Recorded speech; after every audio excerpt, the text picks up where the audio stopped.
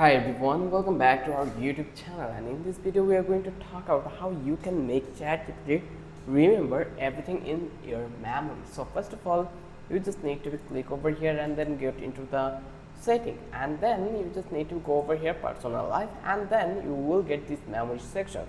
So here you just need to be enable this one different set memories and different chat stories. Then you can manage the memories also. Just click over here and then you can do the things like you can delete those. So once it's done, then come back here and then ask or give a prompt in here. I already wrote it, like here you can see. I will just copy this one and paste it here, and what I really write it is, every time you reply to my question, make sure to use bullet points and add this to your memory for the future, as you can see it.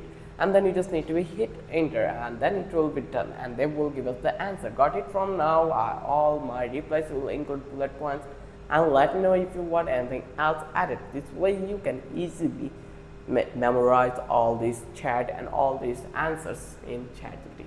If you love this video, then don't forget to subscribe our channel and don't forget to hit the like button. Till then, have a good day.